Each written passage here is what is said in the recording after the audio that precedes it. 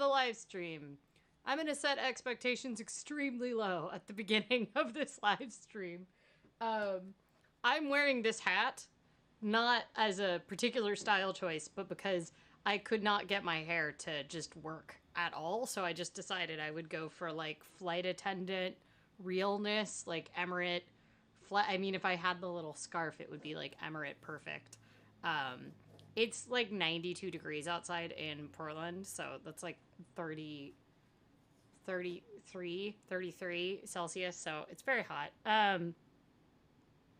This is the donut for today, which I'm actually pretty excited about it. It's cucumber mint mojito, and it has a tiny umbrella, which is all you really need to know. I feel like more donuts should have their own accessories. I guess this is a very accessorized stream. Anyway, welcome. It is a very fancy donut. I'm pretty excited about it. It has actually like fresh cucumber in it, apparently. I lost track of the cat, and I think she might have just put herself entirely in the trash can. Oh no, she's doing other things now. Welcome, folks. So, I'm sorry that this is probably not going to be a super thorough live stream as far as post-COVID economies, but we'll see. I can often talk about Fed funds rate for a really long time. I didn't do a lot of promotion for this live stream because we did a live stream just a couple days ago when I was down in LA with kmikeym, the world's first publicly traded person. I thought it was a fun conversation. It was very casual. You can find it on the channel if you want to go back and watch it. I think it was kind of interesting to watch. So, I mean, it was interesting to be in. I haven't rewatched it, but we talked about creativity and having a stock market made of your friends and strangers dictate how you live your life and such. Dora has other engagements. She seems to be inserting herself into a drawer right now. There's a lot going on right now, so not totally sure. Rural, I really have questions. Why do your puppies have a baby monitor? I need more answers. I'm not entirely sure why the puppy has a baby monitor. I didn't know that was a thing. Can't puppies not, like, I thought like dogs can't watch TV or something, right? Like cats can watch TV, but dogs can't because their like eyes don't work. That's what I thought. Maybe I'm wrong. The cat is fully inside of a drawer now, and a lot of assessment is happening over here. I'm very sorry we don't have a cat cam. Puppies are babies. It is, yeah, I mean, I understand that part, but I just feel like puppies can't watch their baby on a puppy baby monitor. Okay. I need more answers, Rural. Yeah, I have this donut. I was going to talk about what a post-COVID economy looks like, which obviously economy is a very comprehensive word that includes a ton. Something that is interesting that's been happening is we had a large correction in the market this past week as investors got very nervous because the U.S. Federal Reserve essentially said that they might be looking at raising interest rates and slowing down the amount of buying they're doing, which is called quantitative easing, which is part of what is putting so much money into the economy right now. Investors got nervous, and so there was a small correction because essentially the Fed said, hey, we might not be propping up the US dollar and the economy as much as we expect, and we saw some signaling in the economy from that. So the signaling was that we saw the 2-year Treasury notes, interest rates went down, and the interest on the 30-year Treasury note went up. These are both bake in some assumptions that investors are making about the economy. And it's what the US dollar does is extremely relevant to the world's economy. And so even if you do not live, work, do anything involving US dollars, as we saw during the last worldwide financial crisis, when US dollars have corrections, or when US dollars have austerity imposed and we see less buying, we see higher interest rates, it can trigger changes in smaller and weaker currencies. And when smaller and weaker currencies rise vis-a-vis the US dollar, so essentially we see the US dollar start to be valued lower as inflation rises, then it can have a really, really negative impact on other countries that trade with the US or set their own currency vis-a-vis the US. So it makes a huge difference to like Brazilian currency, Australian currency. It makes less of a difference to euro-denominated countries, and it makes less of a difference to the Great British Pound, but that doesn't mean it's not still relevant to their economies. So it's like, I guess it's important to understand what is happening with the US dollar, regardless of what economy you're interacting with, which currency you live and you work and you invest in, because the US dollar does move the economy. And I think that that is actually extremely valuable because to consider, because I think a lot of the choices that we are making with US monetary policy right now, which is the policy about, how much inflation we're willing to tolerate in the economy, stimulus dollars, all those kinds of things, the decisions we're making with monetary policy in the US, as well as labor economics, what we're looking at as far as welfare net, Biden's sort of legislative agenda in the US, mimics a lot of things in post-World War II Great British Pound. And the Great British Pound suffered it used to be the world's reserve currency.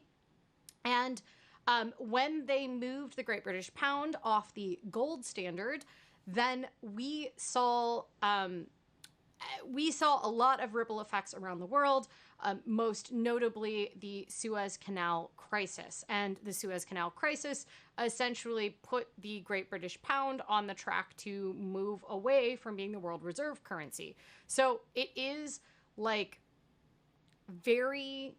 I think it's like very important to wrap your head around the similarities in what is happening in post-COVID economics, particularly around the US dollar, and how we are seeing that change vis-a-vis other currencies. But obviously, I think that still feels very abstract. So the question is like, how does that affect me, right? Because sure, the 30-year Treasury bond note goes up by 0.2%. That doesn't seem super relevant to your life.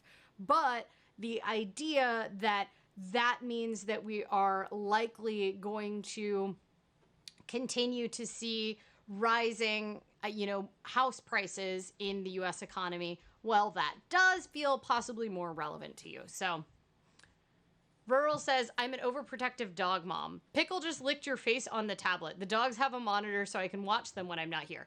Okay, so the puppies are not using the monitor to monitor other puppies. It's just so they can watch. Is that what's going on? I'm still a little confused. Joe says, my baby is very attached. I'm looking forward to needing a baby monitor. Yeah, the baby monitor means that you maybe will be able to have slightly more distance for some period of time. It can mean like showers without having to constantly monitor. Very exciting, right? I don't know. Wouldn't rising interest rates cool the housing market down, though? Yes, in some circumstances. So the housing market we do expect to probably cool down in the U.S. around sometime next year. Obviously, there's no real predicting markets, but it could calm it down in the short term. It might slow lending. It would mean that buyers would be able to afford less when they are getting a mortgage. Because the higher the interest rate, the higher the mortgage payment would be for them, therefore less house that they could afford. And so we wouldn't maybe see these runaway prices. However, if there is inflationary pressure on the market and it's asset inflation, then we would see house prices go up because real estate is an asset. So there's sort of like there is the buyer economy of scale, and then there is asset inflation itself. So it can kind of go both ways, and it kind of depends on what kind of inflation we're seeing. Most of the inflation that we are seeing in the US market right now is either transitory, which is what the Federal Reserve's been saying all along, is like, okay, maybe gas prices are going up too much, maybe Ubers are getting more expensive, but this is temporary, and the market will settle down. They got very nervous when they had that first quarter report come out, and we saw that maybe they were a little above their target for inflation. There is, the reason I'm looking over here is because there is like a cat rearrangement situation happening. Seems to be a lot of going in and out of boxes, and then like kind of pouting.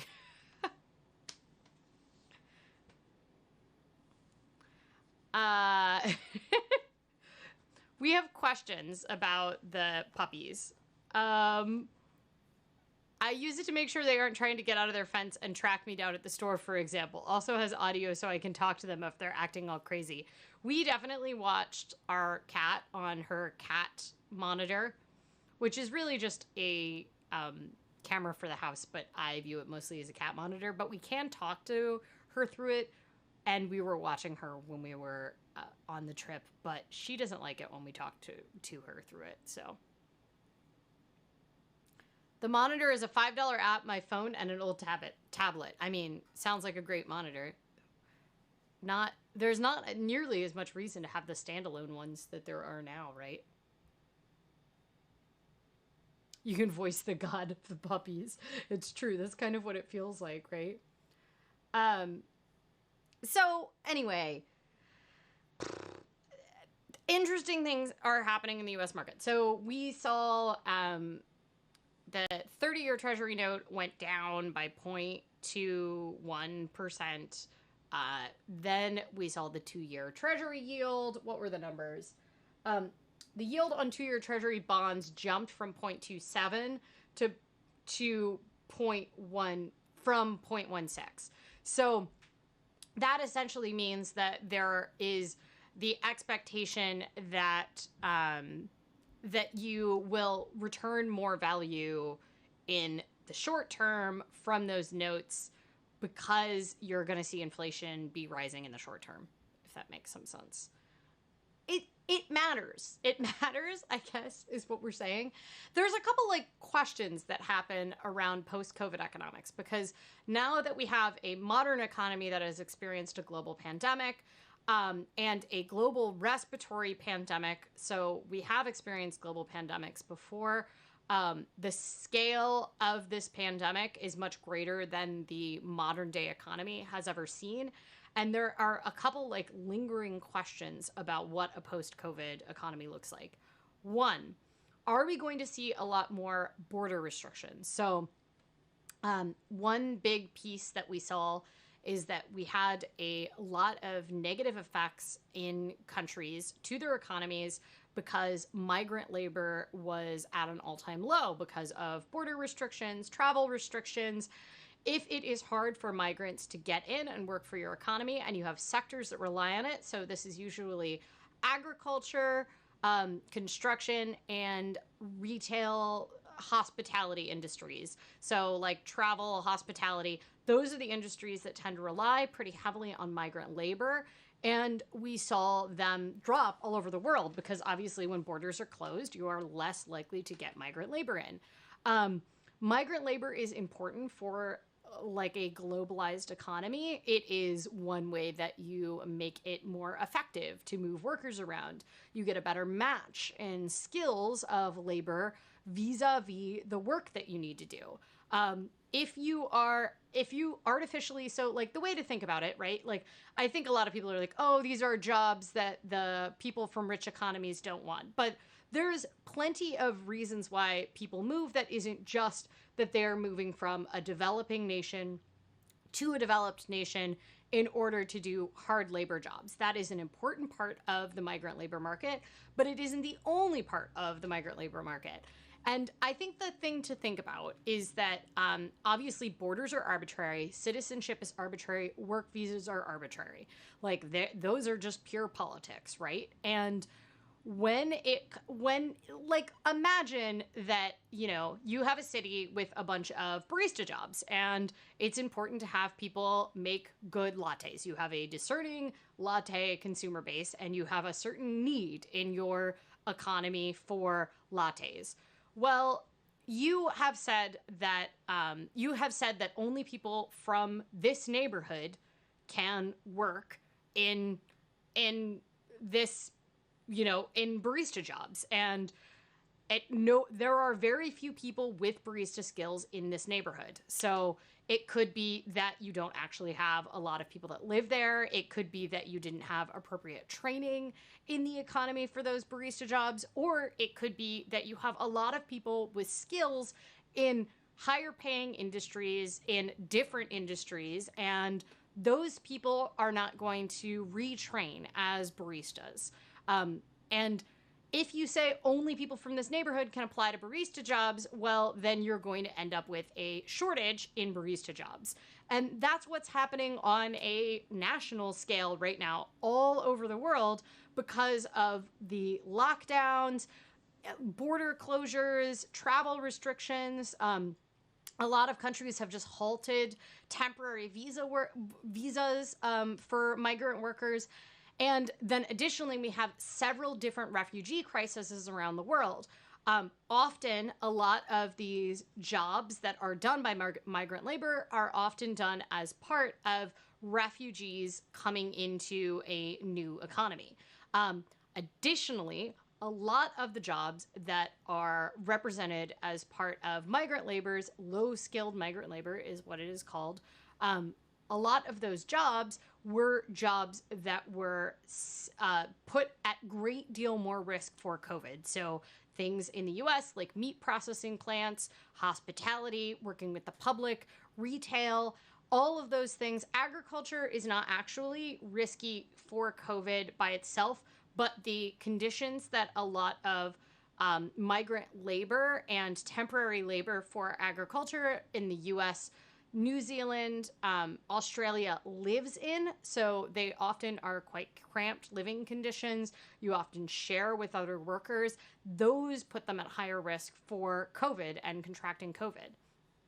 And so the changes and shifts in migrant labor have really exposed how important it is to have those as part of a globalized economy, because you can't have social policies in place that make it possible for your own citizens and residents to retrain and higher paying jobs if you don't also have a way to make it easier to make sure that there is friction and changeover in those lower skilled jobs. And it turns out that migrants fulfill a really important part of the global economy. Do you think there will be a long-term shift in the economy? Do you think things will look different 5 to 10 years as they would without COVID? 100%. I don't think there's any question that things will look different. I will say there are a couple key elements that are the same as pretty much all long-term models. So we knew that there was going to be a correction in the market. We knew that we were having, that it was really looking like a lot of parts of the world's rich economies were overheated in some ways. And we knew a correction was coming. We had been on a boom cycle for too long. The bust was definitely not the way that most people expected it to be, although there are people that have studied what a pandemic would do to the economy, because, we kind of knew a pandemic was coming. Everybody thought it was going to be a flu. So there are people who studied what particularly a flu pandemic would look like to the economy. We knew a correction was coming. What we didn't necessarily know was the way the waves that economies were halted in different kind of changes. So a great example is the Chinese yen. So the Chinese yen is, or yuan, depending on how you pronounce it, has been accused of currency manipulation in the past. Essentially, they try to keep the yen, they, being the central bank of China, tries to keep the yen very cheap relative to other currencies, mostly rich countries and mostly the US dollar. And the way they do that is by requiring a very high reserve requirement for banks, all banks in China, to have in the Chinese central bank of US dollars, US bonds. So this, I've come back to this so many times when this idea that like China owns all of the US's debt, it isn't entirely true. Essentially, US Treasury bonds are considered valuable, they are considered stable, and additionally, one way that they keep the Chinese dollar or the Chinese yen cheap relative to the US dollar, therefore Chinese goods are cheap on the US market. They do that by holding a lot of US Treasury bonds in the Chinese central bank, which isn't necessarily the Chinese government. It is the accounts for lenders all over China, so all sorts of banks all over China's. And I think it's like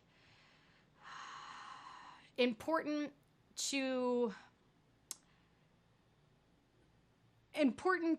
recognize how differently COVID impacted the Chinese yen and the way that they are treating their currency.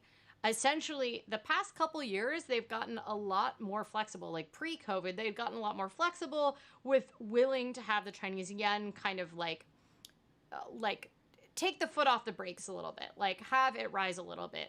However, one thing that they ran into is because they got COVID contained so very early compared to the rest of the world, and their lockdowns happened earlier, and then they started to have their factories open up while most of the rest of the world was in lockdowns.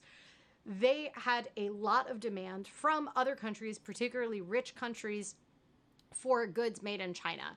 And we saw different approaches to currency than we had previously seen. So the Chinese central bank actually just upped the amount of foreign currency reserves that they are now requiring.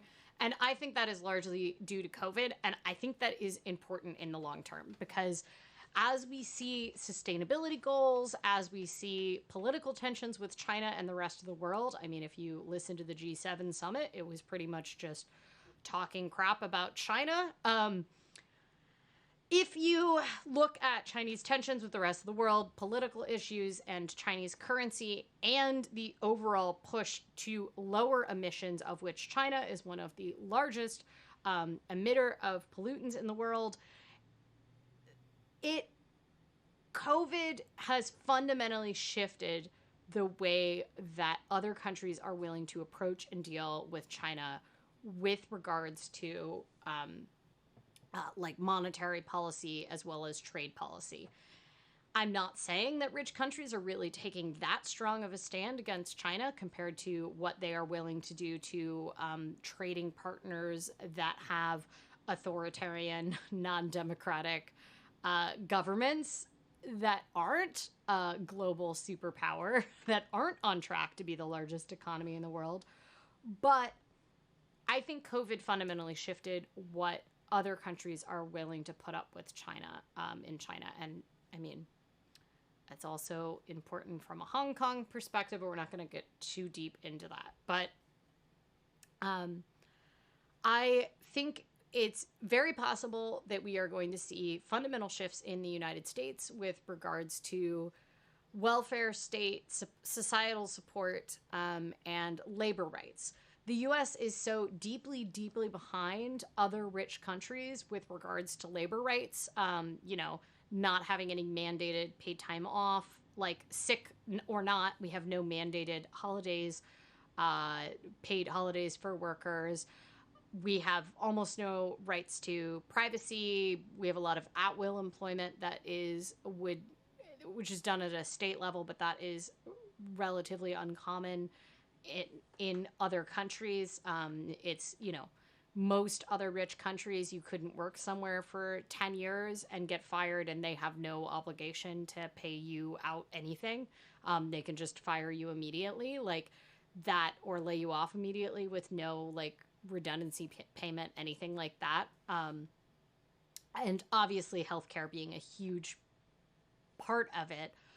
I think that the conversations that the United States has had that has been forced on by COVID, I do think will accelerate worker rights in the United States.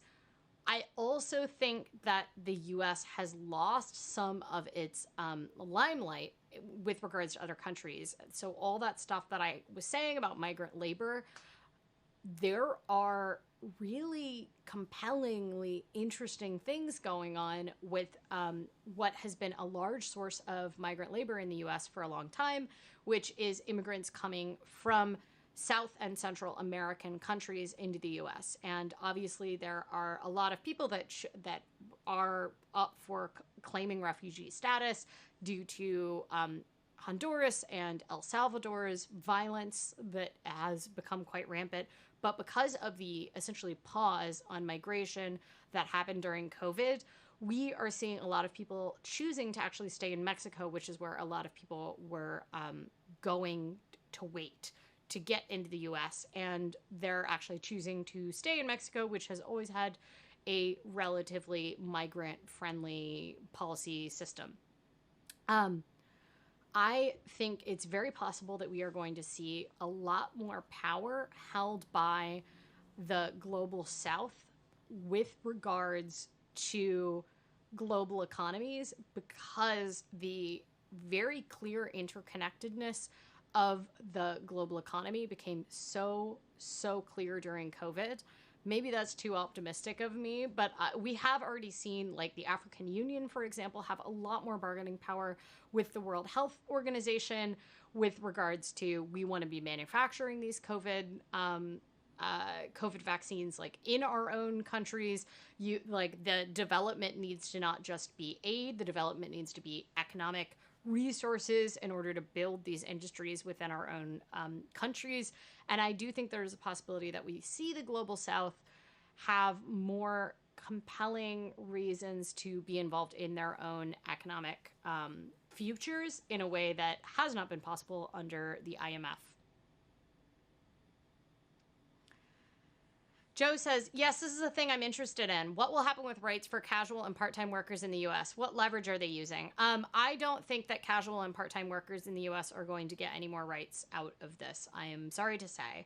I think it's extremely likely that we're going to see even less rights for 1099 workers, which is casual workers here in the U.S. I think we're going to see even less rights for casual workers in the U.S. because so much of the policies that have happened in the United States have been still functioning the way that we function with a lot of our labor policy, which it only applies to employers, larger employers, and it only applies to employers that have you on W-2 status. So I don't think that, one, I hate to say it, but casual workers don't, it's important. Obviously, I'm extremely passionate about it. But casual workers are a piece of the labor economy, but they are not the piece that gets done first. And a lot of that happens at the state level. And we've already seen it be rolled back in the few liberal states that tried to do it. So California, for example, had an issue on the ballot with regards to Lyft, Uber drivers, and DoorDash drivers, and to get exempted from the requirements that California had set out for 1099 workers. And they lost because,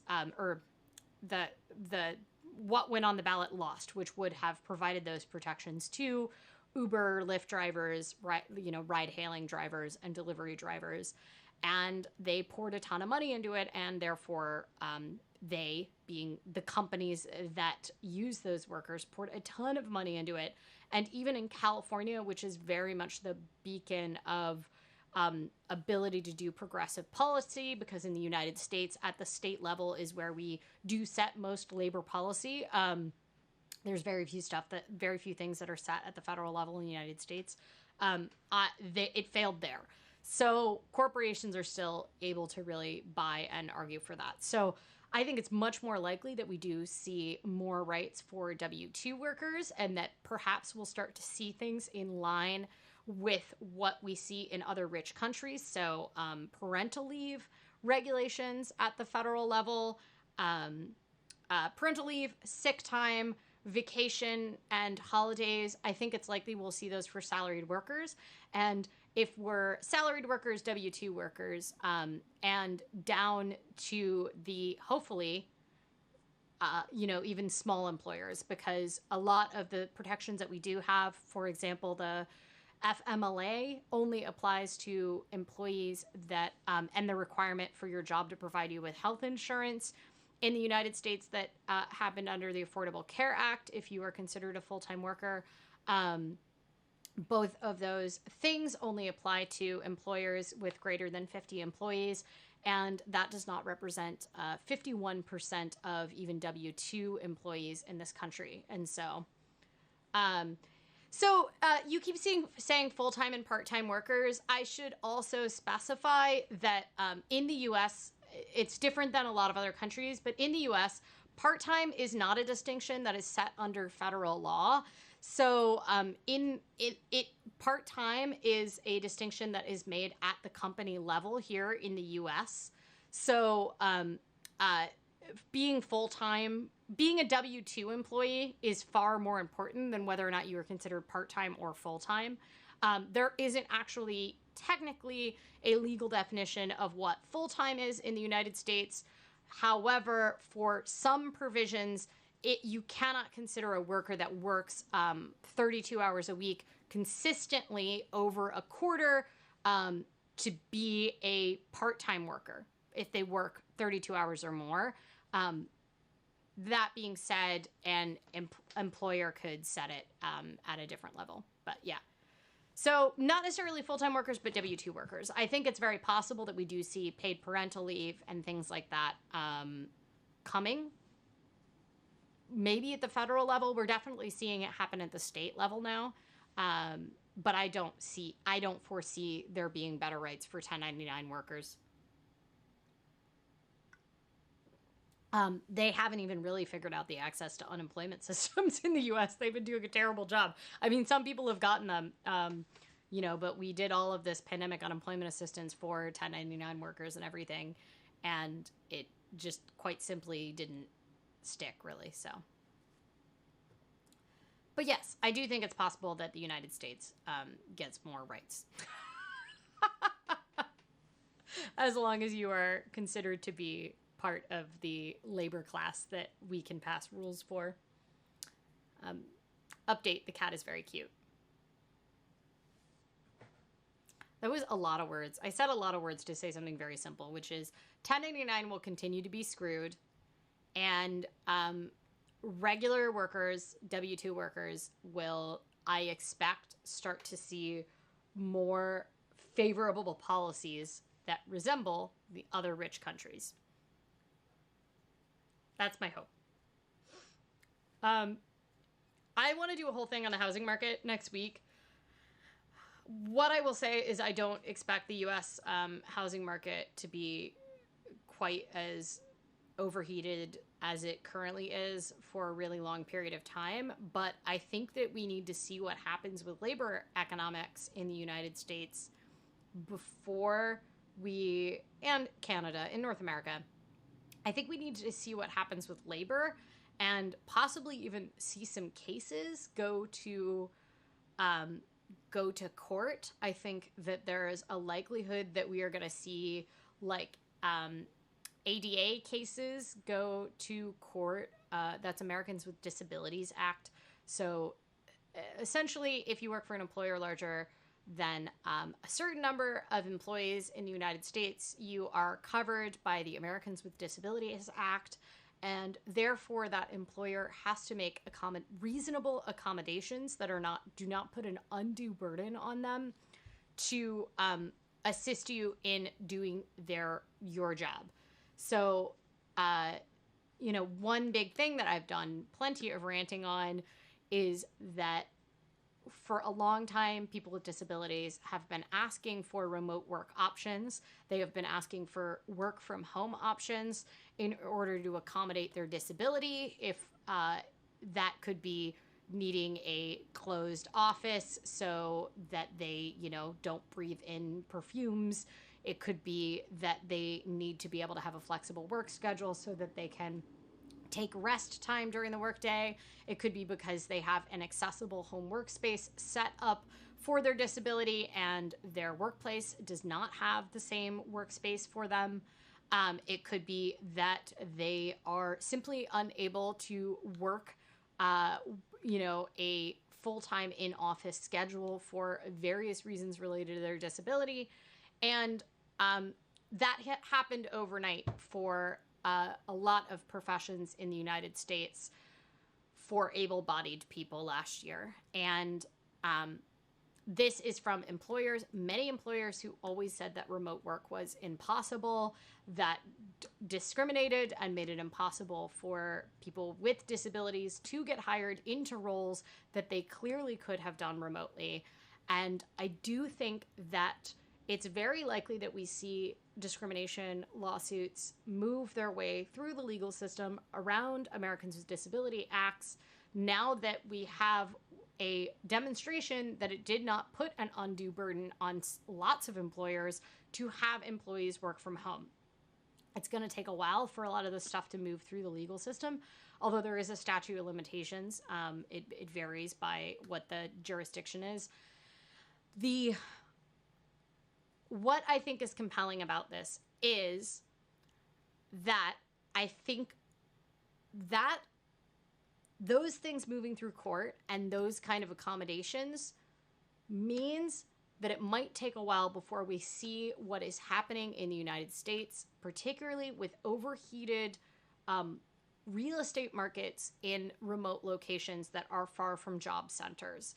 So, we've seen like small mountain towns that normally don't have a lot of jobs have, $2 million homes in the United States because the current housing boom is very much being driven by people buying second homes, people that live in the city that make high incomes, that have high credit scores, that are bidding up the price of real estate outside of their cities.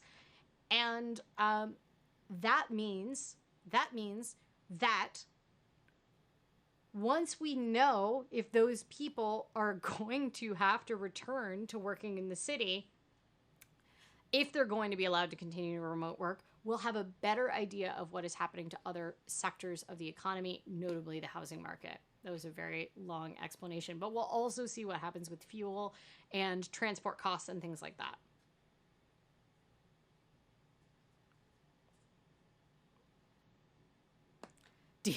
Dean, so much this, and then in 2-3 weeks, voila, done. I know, it's like, I'm so endlessly frustrated by this.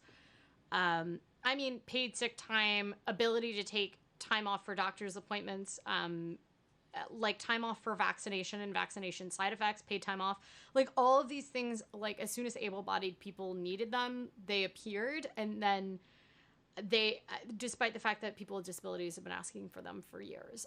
Paid sick time alone is something that people have been asking for so long that appeared very rapidly. So let's eat the donut. Let's keep away from the depressing stuff. So look at this cute umbrella situation. This is a mint mojito donut. Cucumber mint mojito.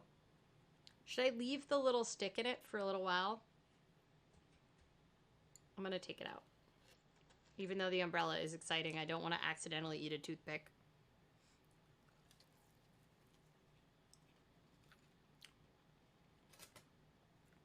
Oh my gosh, it's so cucumbery. It's like way more cucumbery than minty. It just has like a kind of a almost hard topping on the top.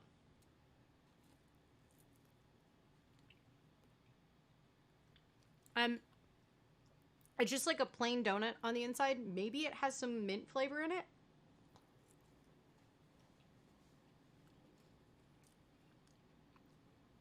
There's like tiny little flecks of green in it.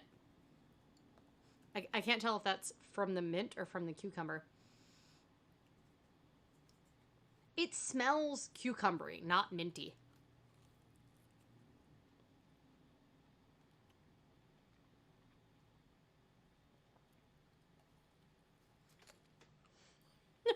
I'm good at this. Anybody have any questions about the donut?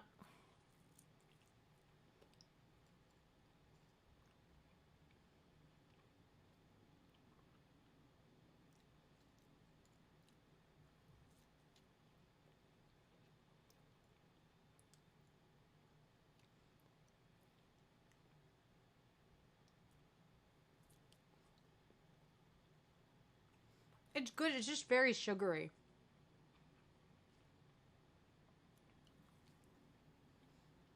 I'm going to put the tiny umbrella on the plate back there. Okay, well, I ate that donut very quickly. It's because it was, like, less complex than a lot of the other donuts. Review is 3 out of 5? 4 out of 5? It was a good donut, but it was an okay donut. It's 3 out of 5, I think. I think we're searching for the donut graphic. We're no graphic, so you don't get the rating on the screen. You just have to take my word for it. Does anybody have any questions about economies? I just saw Emily's comment about this is hypothetical Seattle, and I'm going to assume that what you mean by that is a neighborhood that has a high need for baristas, but the workers are not skilled at actually making coffee and they have to import workers, which is correct. It's not even hypothetical Seattle. It is realistic Seattle, because one of the problems that you run into when you have a need for low-wage workers, however, you have an economy that has the average salary and therefore the cost of living pushed up by high salaries in tech sectors, is that you make it extremely unaffordable for the needed low-wage workers to live there, which is 100% what has happened in Seattle and what has happened in San Francisco. That is one reason that you see that it is impossible. I mean, even before the current service labor shortage that we're seeing for waiters, it was like impossible to hire restaurant staff in the actual city of San Francisco because no one that worked on a restaurant wage, even on the very high minimum wage of San Francisco, could actually afford to live in San Francisco because they weren't building more housing and don't have a very functional regional transport network. They have a lot of transport, and it's not very functional on a regional scale. And that meant that nobody that is making California minimum wage, which I think in San Francisco is like $1 higher and has health insurance, it's like $15 an hour, but it is almost impossible to even find a room for rent in San Francisco if you're making $30,000 a year, which is what you're making on $15 an hour, and that is only if you are a full-time waitstaff. So it was about the latte example. Yeah, I knew it. I knew. I was like, yeah, this is hypothetical Seattle, but it's realistic Seattle. It's also realistic San Francisco. So what is very fascinating to me is it going to be realistic Missoula, Montana in a couple years because of the overbidding on the housing market that we are seeing in small towns. Emily says San Francisco is so miserable. I almost moved there after college graduation for a job, and it was a nonprofit job. It's more than I make now, and I was like, I can't afford to live in San Francisco on this salary. Like, it was like $60,000 a year, and that's like a very generous salary compared to what I actually made.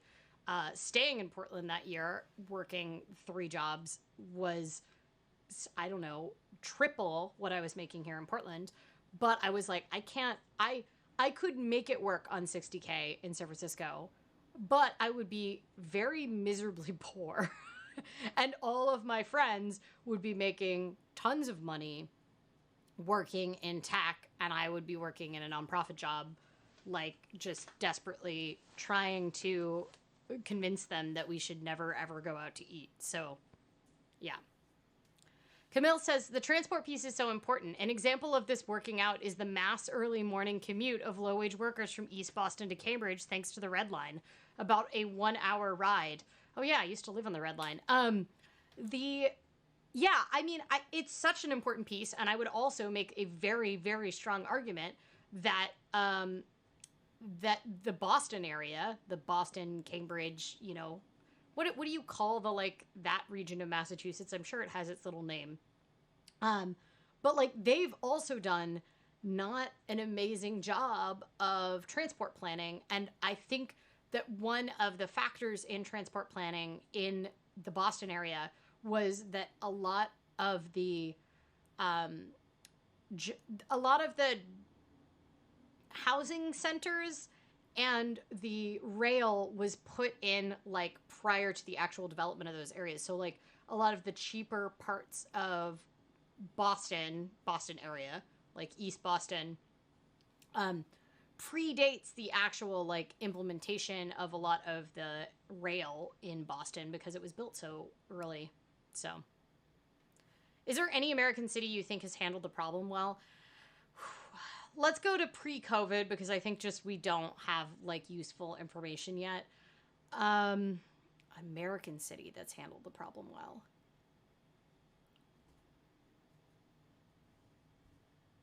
That's an interesting question.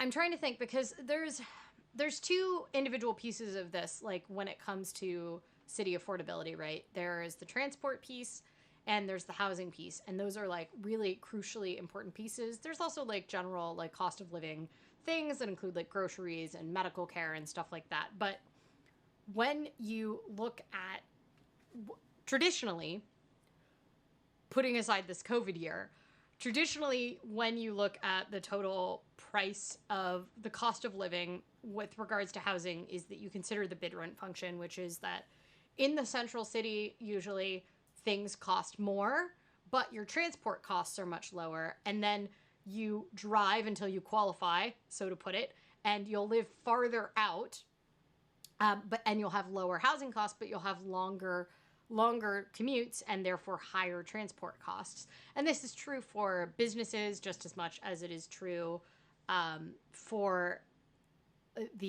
just as much as it is true from like the perspective of transport costs. So like there are plenty of cities that have stayed affordable, but have they necessarily stayed affordable in the face of rising high wage jobs? And so like Esme was saying that her city, Milwaukee, is very affordable, but the thing is that Milwaukee average salaries have not risen in huge ways like we have seen in bid up bubble economies. So like we've seen bid up bubble economies in Seattle, San Francisco. New York has always been expensive, but it does have extremely high salaries. The DC area has extremely high salaries, and the Dallas has relatively high salaries compared to the rest of the region and compared to the housing costs, but transport costs are quite high in Dallas. And so is there a US city that's handled it well? Like Miami is relatively cheap, but transport costs are extremely high. And wages haven't necessarily risen in the same way. So handling the particular issue of having economy bubbles in high salary jobs that then bid up the cost of living, how does that stay handled? Well, is there any U.S. city that's handled it well? I mean, the real answer is to build more housing, but I think that's not... Chicago might be a decent example. Like, Chicago has its problems. Nobody's going to claim that Chicago is a perfect city by any means, but Chicago has done a good job of maintaining a diversity in housing stock. There are expensive places to live in Chicago, and there are cheap places to live in Chicago. And it also has diversity of salaries. It hasn't had like quite the massive salary inflation that we've seen in the Bay Area, but like I don't know if any city could have sustained what we've seen in the Bay Area. Like I just want to point out, like, there are plenty of cities around the world that have high wage workers, that have like high in demand fields that do not have the disproportional like wages that we see in the Bay Area in the tech industry. Like, there are plenty of tech workers who work around the world who do not get paid the outrageous amounts that they pay in the Bay Area. And it's a bit of a chicken and an egg problem at this point in the Bay Area, right? Because like the utility for people is like, if you can make $400,000 a year as a software engineer in the Bay Area, it could be worth it to even just move to the United States for a couple years as a software engineer.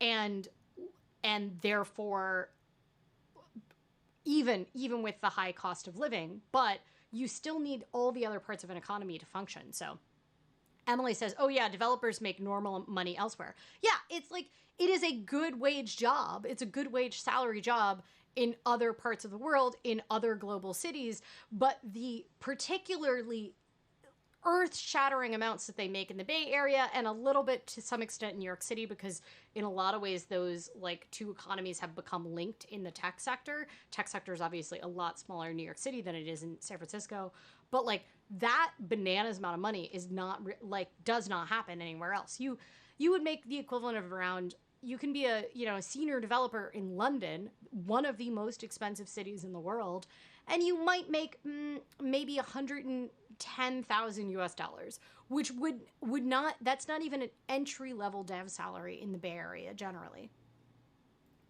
Emily says, lots of my remote coworkers leveraging that disconnect. Yeah, I mean, I think that is one of the corrections that we might see in a post-COVID economy, is that like we are already seeing corporations that are changing salaries based on where you choose to locate.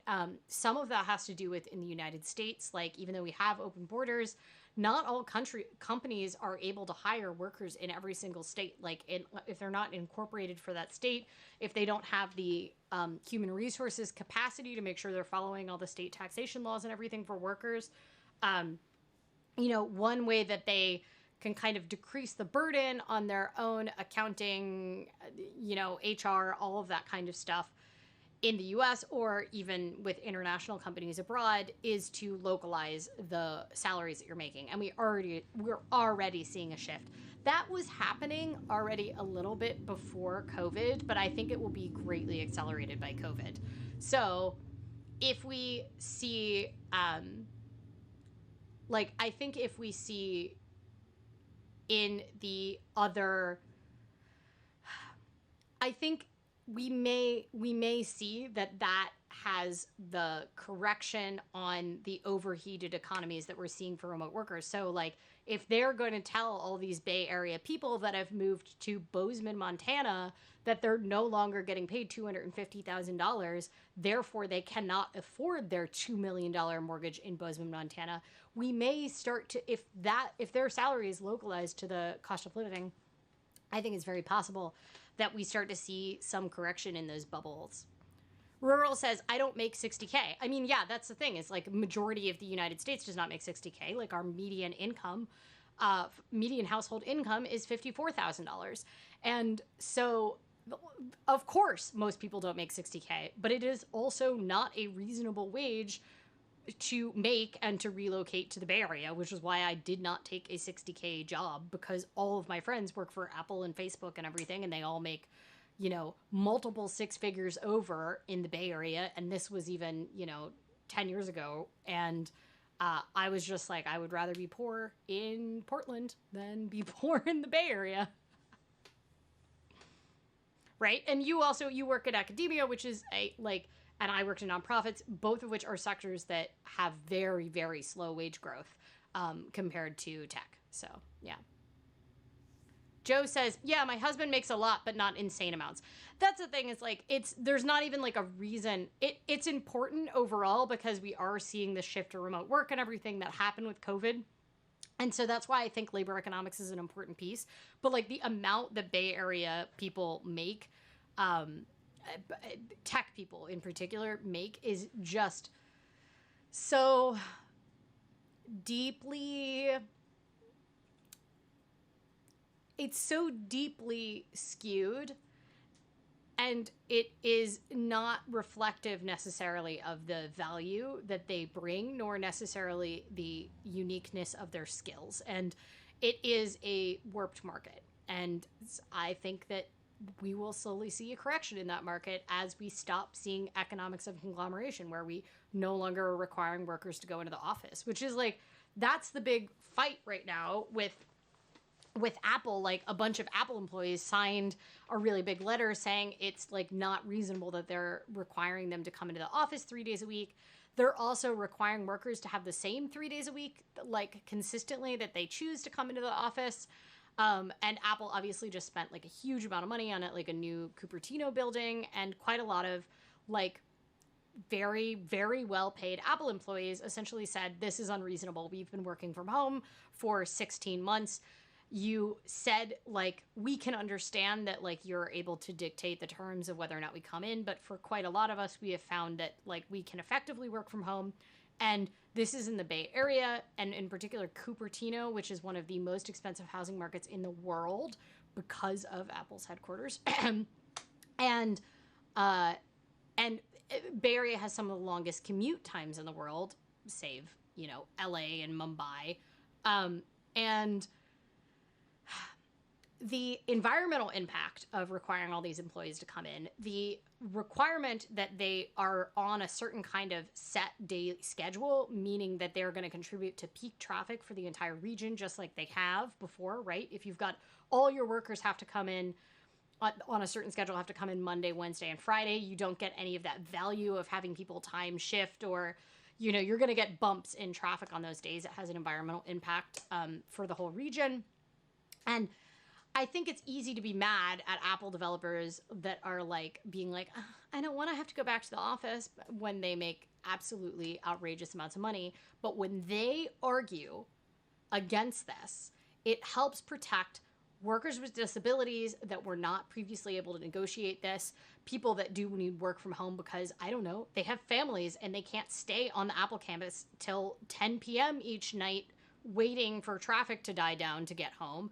And, you know, or other responsibilities at home, children, you know, caring for older adults, whatever it is. And then the biggest thing is it helps make the arguments for the workers that are contract employees on Apple's campus that aren't making tons of money, and all of the service workers and everything that contribute to running the facilities workers, you know, the other workers that are part of Apple's campus that could do remote work. When wealthy people make the argument for it, that with a lot of power in the Apple industry, within the Apple organization, I would say, then it helps other people that have less power. So yeah, I don't know. I don't think we should be mad at Apple employees for making that argument. I think it could have a correction. Rural says wage growth. Yeah, I mean, in academia is one of the actual sectors of the economy where like the average wage vis-a-vis inflation has been dropping at like a alarming rate, largely because of how many like part-time and like non-tenured and adjunct people that we're seeing.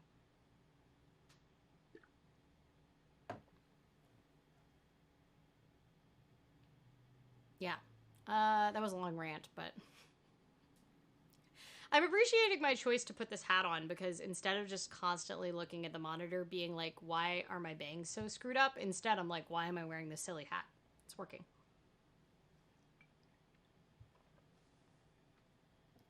Anybody have any other questions about the economy? The economy, just the whole thing. I do think we'll see shifts in the economy overall. My husband's employer actually wants people in the office less, not more, since COVID, saving on office space. Yeah, in the US, I don't know if this is true for like real estate contracts, but in the US, contracts for office buildings are usually 3 to 20 years. Like 3 years is a very low end of how long it is. So a lot of companies, if they can't exit their business leases, are kind of like, they feel like it's a sunk cost and they have to continue to justify the offices. Yeah. So, but we've seen government and things that have more limited budgets in the US for a long time kind of requiring workers to work remotely like 1 day a week because they don't have enough office space or like office share and stuff like that. But so we had already seen it as like a cost saving measure pre-COVID. But yeah, there's a very like paternalistic view that a lot of corporations have. Dean says, I think anyone who is heavily invested in commercial real estate must be very nervous about now and for a year. The shape of the world of work really does seem to be changing. I'm actually really surprised at how much it seems to be going back to normal for a lot of people that I know that work in corporate offices. I will also say, like, my tiny company that signed a 3-year lease on new bigger office space on March 1st, 2020. A lot of our workers are really eager to go back to the office. And so I think that there is like the level of work from home that we've had for some more privileged employees. They are finding that they really quite do prefer the office. So, and we're also seeing like co-working spaces start to have a big swing back up and everything. So I wouldn't be super nervous yet, but I will also say that retail leases, like anybody that works in commercial real estate with retail right now, it's not looking great out there. I say this like looking out my street and like half the storefronts are for lease right now on my block. So but yeah, it's definitely a shifted industry. There's a very cute cat over here, and I really wish we had a cat cam because she keeps doing very cute things. I would pick her up, but that would disturb the cuteness. Well, what time are we at? We're at an hour. We've done something with this hour. We ate a donut. We talked about the economy. I would love to hear what people are excited about this week for themselves before next Sunday. I'm mildly excited to go back into the office. I only worked a 2-day week at my day job last week, and a bunch of Oh My Dollar stuff is in the pipeline, and I am just kind of excited to see what it is like to get back into the office for a full week and balance. So, I don't know. I'm kind of excited for that. I think I'm probably going to go on a bike ride this week. I think I'm going on a Spice Girls ride this week. So I am pretty excited about that. I got my platform shoes and my Union Jack dress. And I'm gonna straight iron my hair. I think I'll be Posh Spice. I can't always remember their names, but Posh Spice had like a chin length bob, I'm pretty sure. So I feel like I'm a brunette with a chin length bob, so I feel like I'll probably have to be Posh Spice. I can't put on her accent, though. Esme says, might get my act together and start the legal name change process. Woot! I procrastinated on that for almost 10 years, and then my biggest regret was not doing it sooner. So my big argument being that the court fees go up year after year. Because local governments just keep like raising the court fees in order to make up their shortages, and it cost me like a lot more money when I waited to do it. So I hope that you get the gumption to do it. It is annoying, but it's not like the worst process in the world. So hopefully it is not the hardest. Dean says, "Spice up your bike." Sounds great. I don't know why they didn't name the ride that. Esme says, 2 of my kids get their second vaccine doses. I cannot believe how far ahead the US is from so much of the world. I'm watching so many people in their like 30s and 40s just get their first dose in countries other than the US, and your kids are already on their second. So that is great. I'm getting very nervous about the Delta variant, especially because I got the Johnson & Johnson, and we have almost no data on the Johnson & Johnson and the Delta variant because it is not in use in the countries that we have studies on the variants from. And I'm getting very nervous, and I would like my booster now, please. Rural says, think I'm getting my first post-pandemic massage. Oh my gosh, that is great. Posh is married to David Beckham. I think I knew that. I think I vaguely remembered that. All I really know about David Beckham is from the movie Bend It Like Beckham, because it's kind of a lesbian movie. That's all I really know. And Jonathan Rhys Meyers is in it, who is, I know mostly from Velvet Goldmine, but he's very pretty no matter what he's in, so. Joe is excited about naps. Sounds like a new parent to me.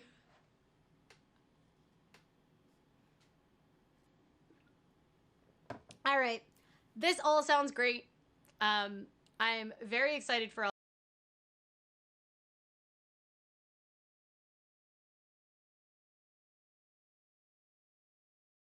Happy birthday.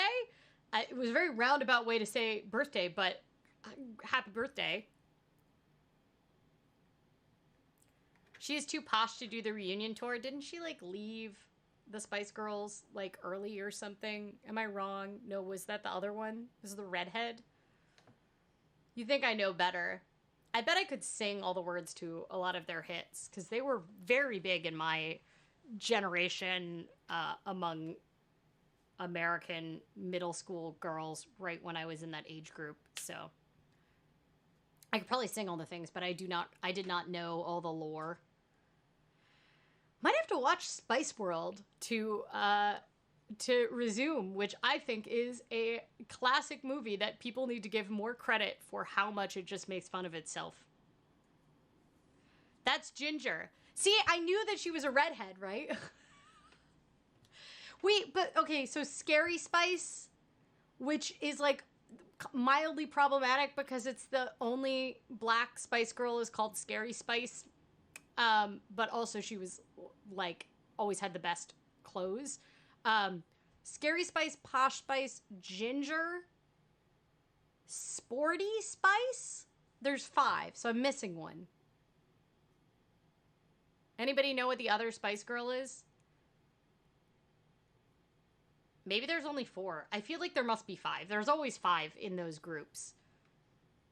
What would it be? Sporty? Scary? Oh, Baby Spice. Yes. Though, like, I really just disliked that name because it felt very weird to me to call, like, a grown and sexualized woman Baby Spice. And I was, like, so unnerved by it that I've clearly blocked it out. So, but she wore a lot of baby doll dresses, I think, which was another, in my opinion, unfortunate fashion trend of that era. But, yeah, anyway, I will try to show off my Union Drac mini dress and platform boots I'm gonna wear. I don't have platform sneakers, which would be probably more appropriate, but I considered buying platform sneakers just for the purpose of this costume, and I was like, do not buy sneakers you will not wear again for a 2-hour bike ride, no matter how good the outfit was. Oh, she was the youngest. Okay. That kind of makes me feel a little better, but I just, meh. Yes, it is a fun theme. There was a Clueless ride when I was down in LA, and I'm so bummed I missed it. Because that is a fashion that I would like to recreate on the Clueless ride. Also, I love discussing deconstructions of Jane Austen's Emma put into a modern context. So I just love talking about Clueless. All right, well, y'all have a lovely rest of your Sunday or Monday if you are in Australia or the UK. And please stay safe and drink some water, pet a cat, and I will see you all next week for the beginning of Summer of Funs. Bye.